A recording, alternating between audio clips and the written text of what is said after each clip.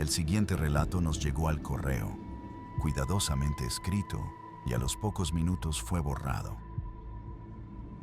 La mujer que lo envió pidió no usar su nombre. Trabajó durante años en un sistema nocturno organizado, rígido, con reglas claras.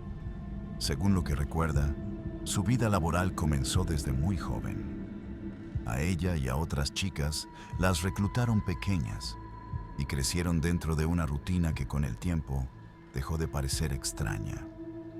Horarios, turnos, metas, todo estaba medido.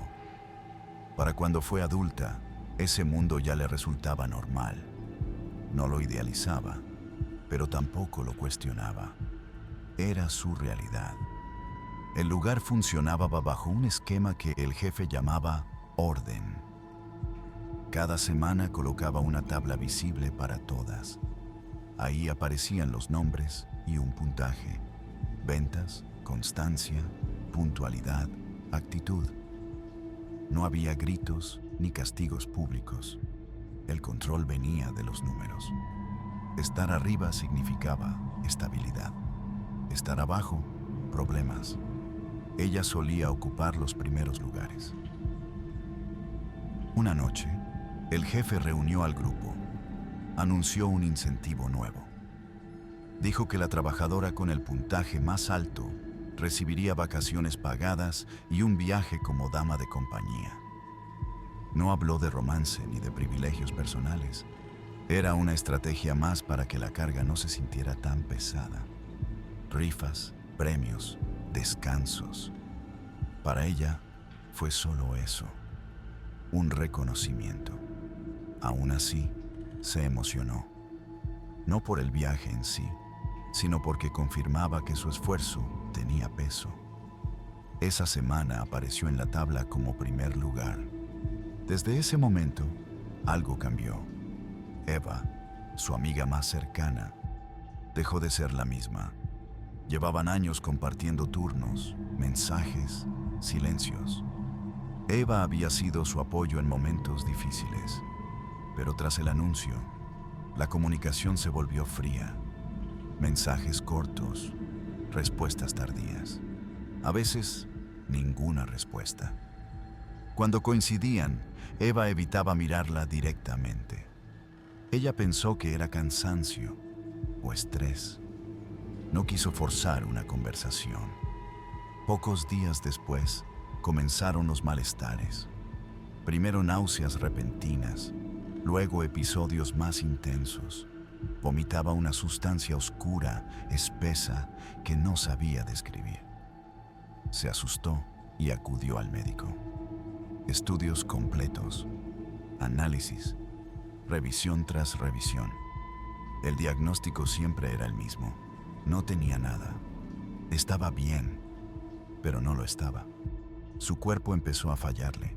Se sentía débil, mareada, con un cansancio que no se iba.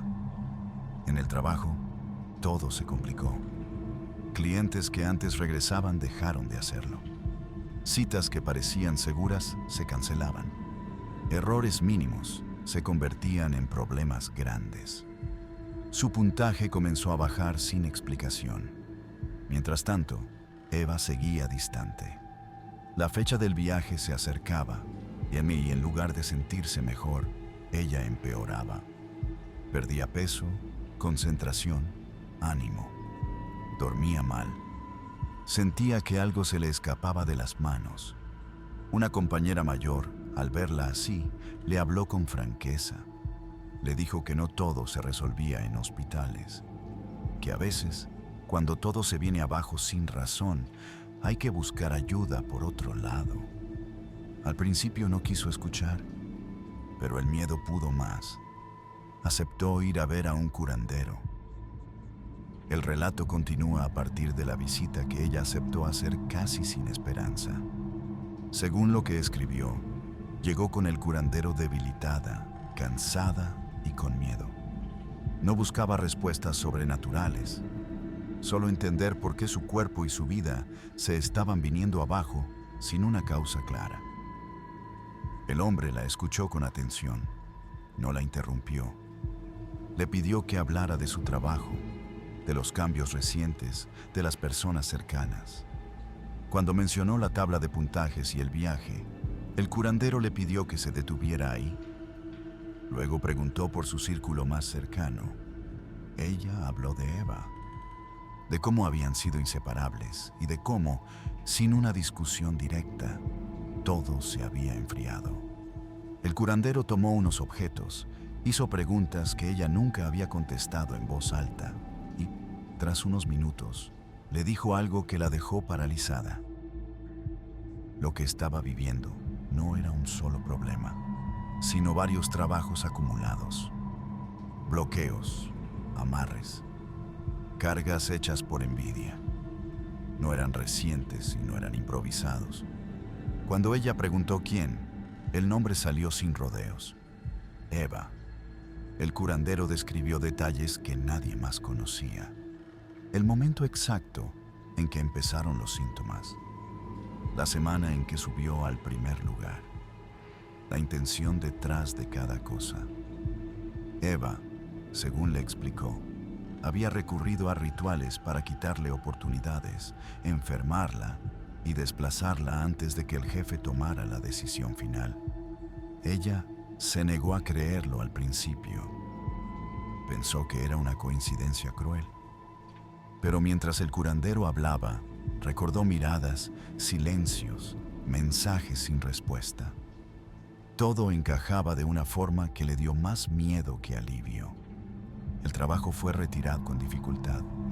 El curandero le advirtió que no todo se iba a ir de inmediato. Algunas consecuencias tardarían en desaparecer.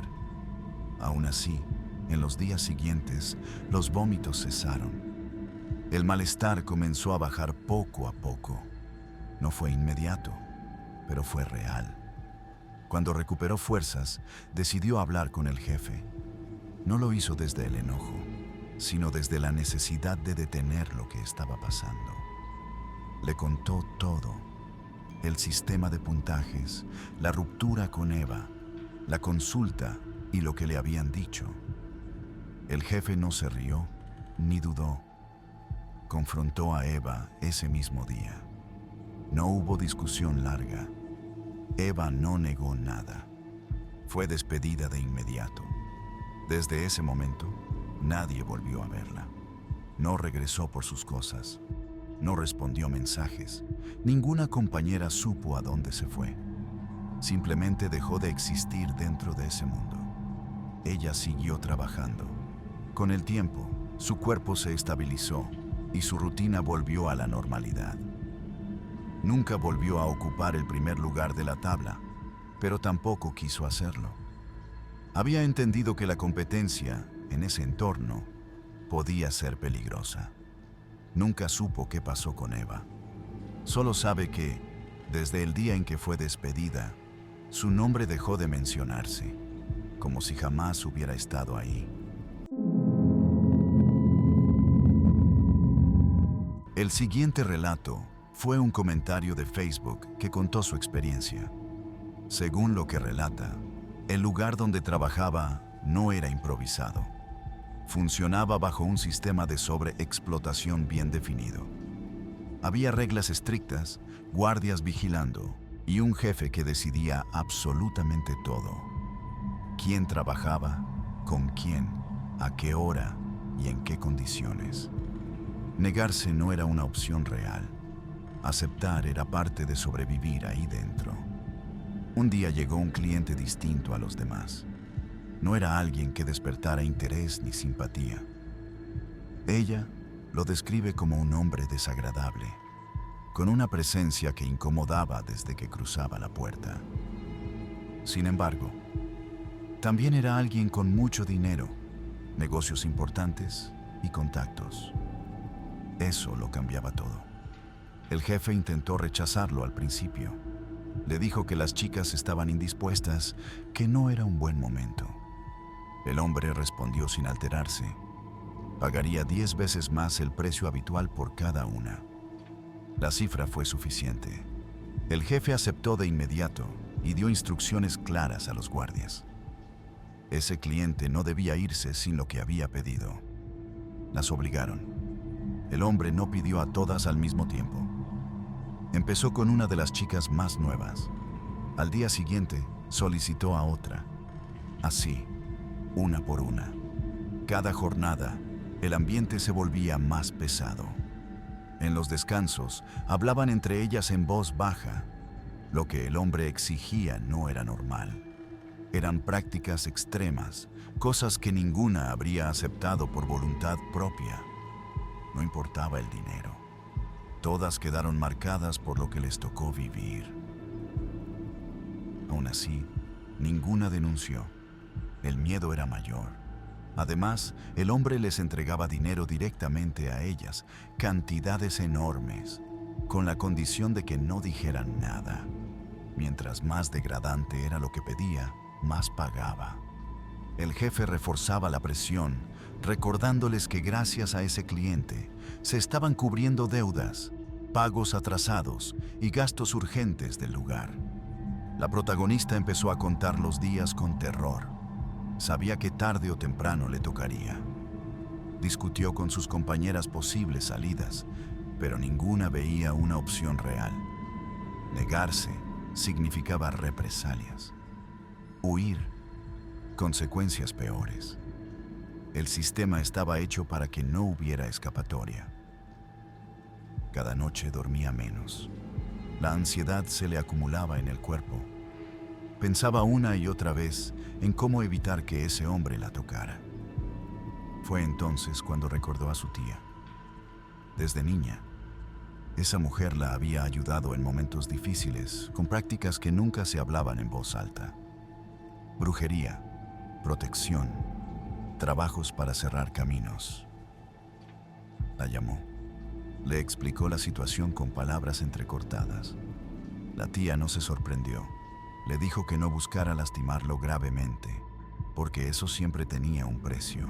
Le propuso otra cosa, impedir que él pudiera hacerle nada, hacer que se fuera, que la rechazara, que no volviera.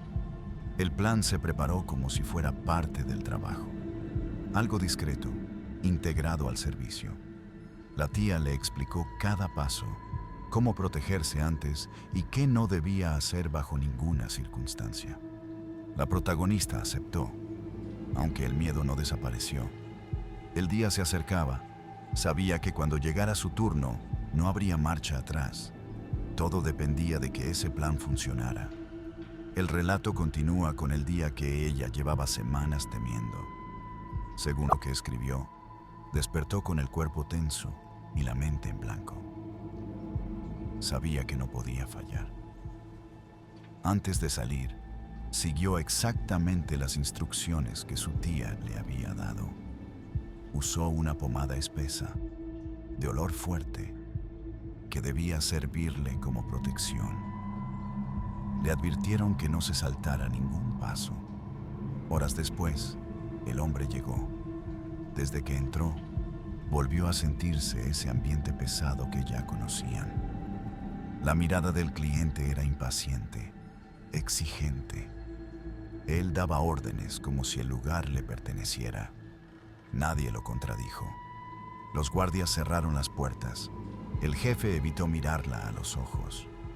Cuando estuvieron a solas, el hombre comenzó a pedir cosas que la hicieron temblar. Prácticas que ella ya había escuchado de boca de sus compañeras y que sabía que no valían ningún precio.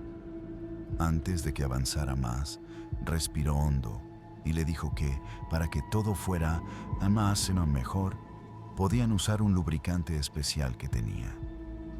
Se lo dijo con voz firme, fingiendo seguridad. El hombre aceptó sin sospechar. Ella aplicó el producto tal como se lo habían indicado. En segundos, el ambiente cambió. El hombre se tensó, hizo un gesto de molestia y empezó a quejarse de un ardor intenso. Dijo que algo estaba mal, que eso no era normal. Se levantó furioso, acusándola de haberle puesto algo en mal estado. La insultó, se vistió a medias y salió del lugar sin completar nada. Ella se quedó inmóvil varios minutos, esperando que regresara. No lo hizo. Pasaron las horas y nadie volvió a mencionarlo. Esa noche, ninguna de las chicas fue solicitada por él. Al día siguiente, tampoco. El teléfono no sonó. El jefe empezó a ponerse nervioso. Preguntaba si alguien sabía algo. Nadie respondió. Días después, comenzaron a circular rumores. Negocios del hombre estaban siendo revisados, cuentas congeladas, personas cercanas a él desapareciendo del mapa. Finalmente, supieron que se había convertido en prófugo.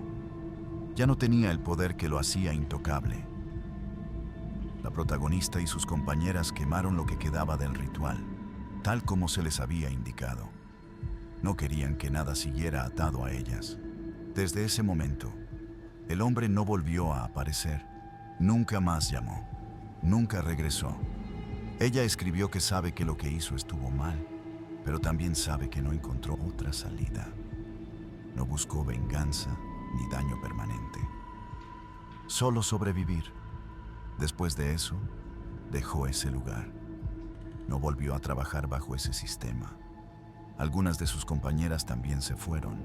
Otras se quedaron. Ella prefirió no saber más. El siguiente relato nos llegó al canal a través de un mensaje enviado por una mujer que trabajaba de forma independiente.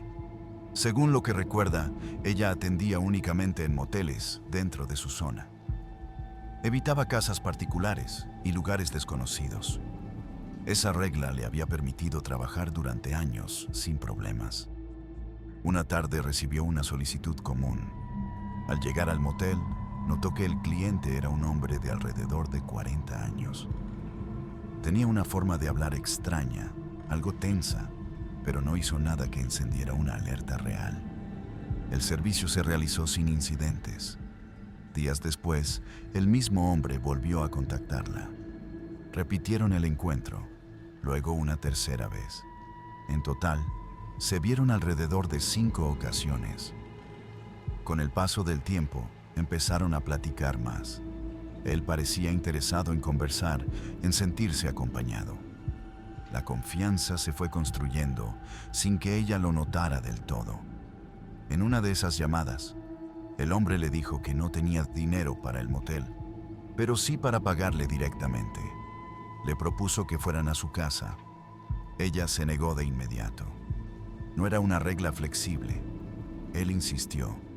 Le recordó que ya se conocían, que nunca había pasado nada malo, que no estaba lejos. Después de pensarlo y de negociar el traslado, aceptó con reservas. La ubicación que le envió no quedaba lejos. Sin embargo, al llegar, notó que el barrio era muy precario. Calles mal iluminadas, casas separadas, silencio extraño. Antes de que pudiera decidir bajarse o no, un carro blanco apareció. De él descendió el cliente y le pidió que se subiera, explicándole que su casa estaba más adentro del terreno. Dudó unos segundos, pero aceptó. La casa no impresionaba por su construcción, sino por el espacio que la rodeaba. Era un terreno amplio, casi vacío. En el centro, algo llamó su atención de inmediato. Una enorme estrella de 6 picos trazada directamente sobre el suelo. No parecía reciente. Estaba bien marcada, como si fuera parte del lugar. La incomodó, pero decidió no preguntar.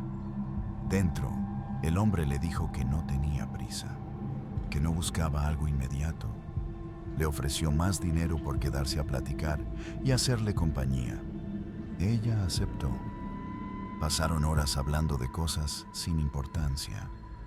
Él parecía relajado, incluso amable. Con el cansancio acumulado, terminaron quedándose dormidos.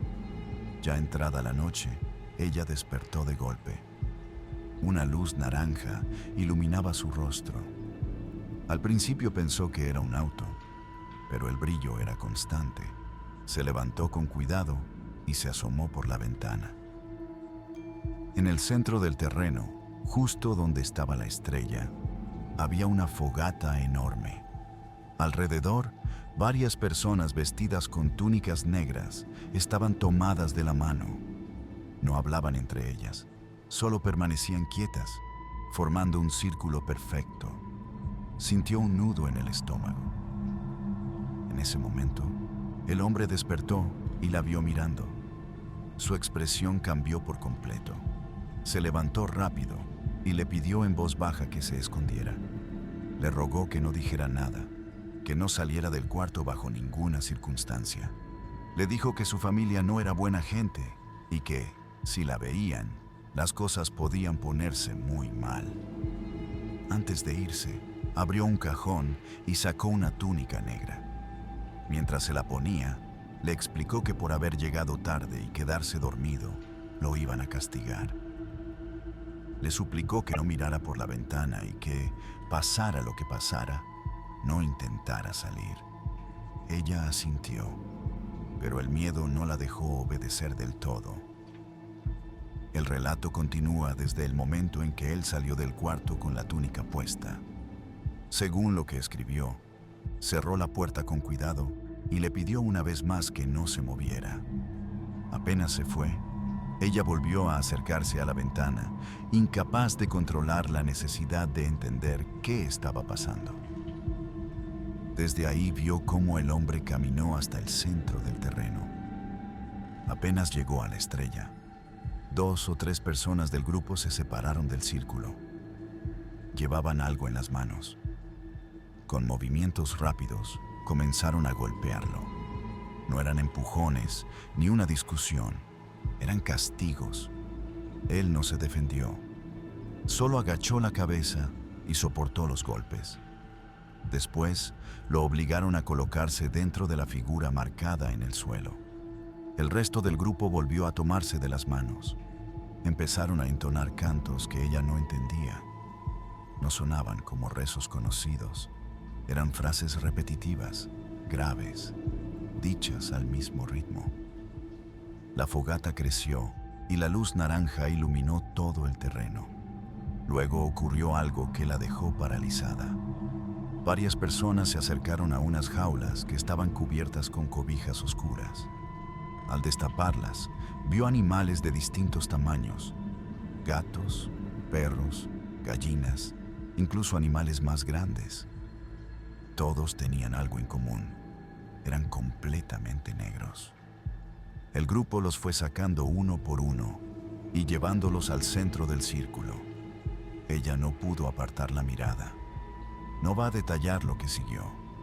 Solo escribió que los animales perdieron la vida como parte del ritual y que el olor, los sonidos y la forma en que todos participaban la hicieron sentir que estaba presenciando algo que no debía existir. Quiso salir corriendo, pero al intentar abrir la puerta descubrió que estaba asegurada desde afuera. No tenía a dónde ir. Se quedó sentada en el piso, temblando, esperando que todo terminara.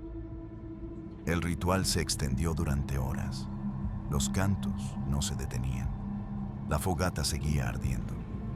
Cuando el silencio finalmente llegó, ya era de madrugada. El hombre regresó al cuarto cubierto de sangre de animal.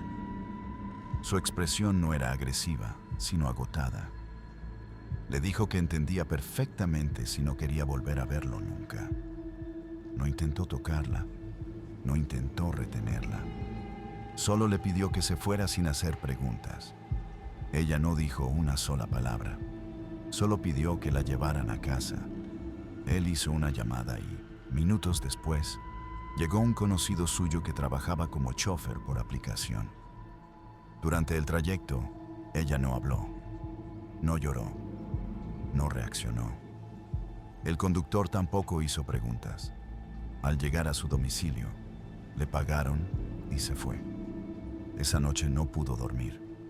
En los días siguientes, intentó convencerse de que había sido un sueño provocado por el miedo, pero sabía que no lo era. Recordaba cada detalle, cada sonido, cada imagen. Nunca volvió a recibir un mensaje de ese cliente.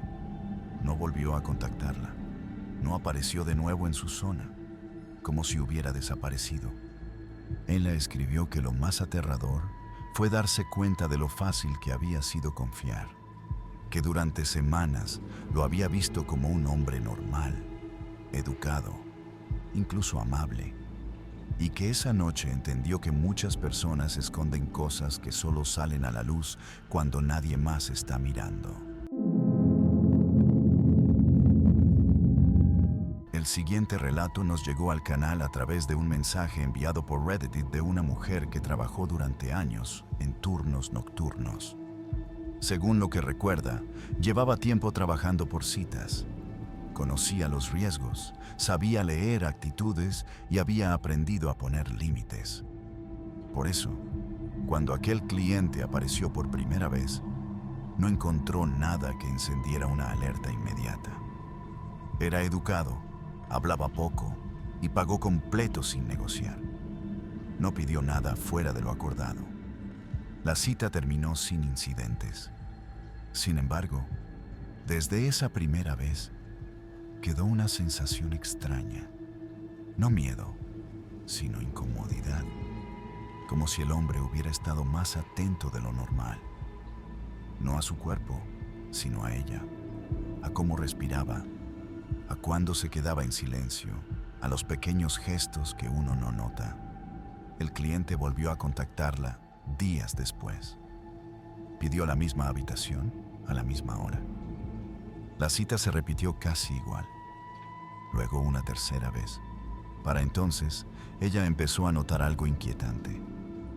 El hombre parecía saber cosas que ella no recordaba haber dicho. Comentarios sobre su cansancio, sobre noches en las que no había dormido bien, sobre cambios de humor. Detalles mínimos, pero precisos. Después de esa tercera cita, comenzaron los cambios. Primero fueron los sueños, siempre el mismo. Una habitación oscura, sin ventanas, y la sensación de que alguien estaba ahí, observándola desde un rincón. Despertaba sobresaltada, con el cuerpo pesado, como si no hubiera descansado. Al principio lo atribuyó al estrés. Luego, el trabajo empezó a fallar. Clientes habituales cancelaban sin explicación. Mensajes que antes llegaban a diario se detuvieron. Su ingreso bajó de golpe. Al mismo tiempo, su cuerpo comenzó a reaccionar. Mareos repentinos, presión en el pecho, una tristeza constante que no sabía de dónde venía. Pensó que era agotamiento. Intentó descansar. Nada cambió. Un detalle terminó por inquietarla más que todo lo demás. Después de cada cita con ese cliente, algo en la habitación no cuadraba. Un arete que no encontraba, un cabello en el lavabo que no parecía suyo, un objeto personal movido del lugar. Al principio pensó que era descuido, pero la repetición la obligó a prestar atención. En una de las citas siguientes, notó algo nuevo. El hombre llevaba una pequeña bolsa de tela oscura. No era grande ni llamativa. La colocaba siempre cerca de la cama, en el mismo lugar. Nunca la abrió frente a ella. Nunca explicó qué era. Pero cada vez que se iba, quedaba en la habitación un olor extraño, como a tierra húmeda mezclada con cera. Su estado empeoró con rapidez. Empezó a perder peso. Se sentía débil, irritable, desconectada. Hubo noches en las que, aún estando sola, sentía que alguien más estaba ahí. No veía nada, solo la sensación. Una compañera, al verla así, le dijo algo que no había considerado: que buscara ayuda fuera de lo médico. Que cuando todo se descompone al mismo tiempo, a veces no es casualidad. Fue entonces cuando decidió hablar con una mujer mayor, conocida por limpiar trabajos. Después de escucharla, sin interrumpirla, la mujer fue directa. Alguien le estaba haciendo un desgaste, no para lastimarla de golpe, sino para consumirla poco a poco. Y no venía de lejos, venía de un cliente. El relato continúa desde la advertencia que le hicieron. Según lo que escribió, escuchar que un cliente podía estar detrás de todo le provocó más miedo que alivio. Quiso pensar que era una exageración, pero en el fondo sabía que algo no estaba bien desde hacía semanas. La mujer que la atendió le pidió que recordara cada detalle del cliente: días, horarios, palabras, objetos. Cuando mencionó la pequeña bolsa de tela oscura, la expresión de la mujer cambió. Le explicó que ese tipo de objetos solían usarse para guardar cosas personales de la víctima: cabello, prendas, restos mínimos que pasan desapercibidos. Le dijo algo que la dejó helada. No necesitaba tocarla de forma directa para hacerle daño. Bastaba con llevarse algo suyo. Comenzaron el trabajo esa misma noche. La mujer pidió que llevara ropa que hubiera usado recientemente con el cliente y que no lavara nada más hasta nuevo aviso. Durante el ritual, le explicó que el desgaste que sentía no era casual. Cada cita había servido para reforzar lo que él estaba haciendo. Por eso los síntomas eran progresivos. Por eso todo había empezado a colapsar al mismo tiempo. El trabajo para retirarlo no fue inmediato. Le advirtió que no volviera a ver al cliente bajo ninguna circunstancia, que no respondiera mensajes, que cambiara de habitación y de rutina. Si él regresaba, debía ignorarlo. Esa misma semana, el cliente escribió. Pidió una cita como siempre, con el mismo tono tranquilo. Ella no respondió. Horas después, volvió a escribir. Insistió. Dijo que necesitaba verla. Ella siguió las instrucciones y guardó silencio. Esa noche, los síntomas empeoraron. El cansancio era tan intenso que apenas podía mantenerse en pie. Soñó de nuevo con la habitación oscura, pero esta vez vio algo más. La bolsa de tela abierta, con objetos que reconocía como suyos. Al día siguiente, regresó con la mujer. Continuaron el trabajo. Le explicó que el cliente estaba intentando jalar lo que ya no tenía, que eso provocaba los picos de malestar. Le pidió paciencia. Después de la tercera sesión, algo cambió. Los sueños se detuvieron. El peso en el pecho comenzó a disminuir. El olor extraño dejó de aparecer. Pasaron varios días sin noticias del cliente. No volvió a escribir, no llamó, simplemente desapareció. Semanas después, una compañera le contó algo inquietante. Un hombre con características similares había preguntado por ella en distintos lugares. Nadie le dio razón. Desde entonces, no volvió a saberse nada más de él. Ella escribió que nunca recuperó del todo lo que perdió. Algunas secuelas se quedaron. Hay días en los que se siente cansada sin motivo, o noches en las que despierta con la sensación de que algo la observa. Pero también escribió que aprendió a cuidar sus objetos, su espacio y su energía de una forma que antes no entendía. Nunca supo qué pasó con ese cliente. No sabe si dejó de buscarla o si simplemente encontró a alguien más. Solo sabe que, desde que el trabajo fue retirado, su vida dejó de desmoronarse. El siguiente relato nos llegó al canal a través de un comentario de YouTube. Según lo que recuerda, aceptó una salida que parecía normal. El cliente no era agresivo ni insistente, pero desde el inicio algo en él la incomodó. Hablaba poco, miraba constantemente los espejos del auto y cambiaba de humor sin razón clara. A ratos estaba callado, luego hacía comentarios fuera de lugar, como si no estuviera del todo presente. Durante el trayecto, el ambiente se volvió pesado. El cliente tomó una carretera secundaria, oscura, con tramos sin iluminación. Ella empezó a sentirse nerviosa. Le pidió que se detuviera, que prefería bajarse ahí mismo. No discutió, no preguntó por qué. Simplemente frenó, abrió el seguro y se marchó sin mirar atrás. Se quedó sola. El lugar estaba casi completamente a oscuras. Apenas un par de postes sin luz y el asfalto extendiéndose en ambas direcciones. No había casas cerca. No había señal en el teléfono. El silencio era tan profundo que podía escuchar su propia respiración. Al principio pensó en caminar, avanzar hasta encontrar ayuda.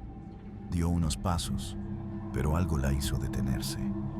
Un sonido lejano rompió el silencio. No era un grito claro. Era un quejido largo, arrastrado, como si alguien estuviera llorando a lo lejos. Pensó que podía ser una mujer pidiendo ayuda. Dudó. Miró alrededor. No vio a nadie. El sonido se repitió. Esta vez parecía venir de otro punto, no del mismo lugar. Eso la inquietó. Aún así, decidió caminar. Cada paso se sentía pesado. El aire parecía más frío. Mientras avanzaba, el quejido volvió a escucharse, más cerca. No podía distinguir palabras, solo una tristeza profunda en ese sonido. Algo que se metía en la cabeza. Aceleró el paso. El llanto también pareció acelerarse. Se detuvo en seco. El silencio volvió de golpe, tan abrupto que le dolieron los oídos. Pensó que quizá estaba imaginando cosas. Dio otro paso y entonces escuchó algo distinto. No fue un llanto. Fue una voz baja, quebrada, que parecía salir de todas partes al mismo tiempo. No entendió lo que decía, pero sintió que la estaban llamando. El miedo le recorrió el cuerpo entero. Miró hacia atrás. No vio a nadie. El sonido volvió, más claro. Esta vez creyó escuchar su nombre. Ahí entendió que no era una persona normal. Su cuerpo no respondió como quiso.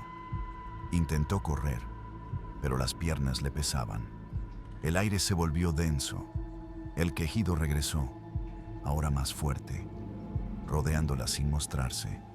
No sabía de dónde venía, solo sabía que no estaba sola. A lo lejos vio luces, un vehículo aproximándose. Fue lo único que la mantuvo en pie. Siguió caminando hacia ellas sin voltear atrás. Justo antes de llegar a la carretera principal, el sonido se detuvo de golpe, como si nunca hubiera existido. El relato continúa desde el momento en que ella vio las luces a lo lejos. Según lo que escribió, caminar hacia ellas fue lo único que la mantuvo en movimiento. Cada paso le costaba trabajo, como si el suelo se volviera más pesado. Tenía la sensación constante de que, si se detenía, algo la alcanzaría. El quejido no regresó de inmediato. Hubo unos segundos de silencio absoluto, demasiado silencio. No se escuchaban grillos, ni viento, ni autos, solo su respiración agitada. Fue entonces cuando empezó a sentirlo. No un sonido, sino una presencia, como si alguien caminara a su alrededor sin tocar el suelo. Volteó una vez más. No vio a nadie, pero el aire estaba distinto, más frío, más denso. En ese instante, el lamento volvió a escucharse, ahora justo detrás de ella. No gritó, no corrió. El miedo la dejó inmóvil por un segundo eterno. El sonido no parecía venir de una boca, sino del mismo espacio. Un llanto profundo, cargado de desesperación. Entonces escuchó claramente una palabra. No fue su nombre completo. Fue como un susurro mal pronunciado, pero lo suficiente para reconocerlo. Ahí supo que no debía responder, que si lo hacía, algo iba a pasar.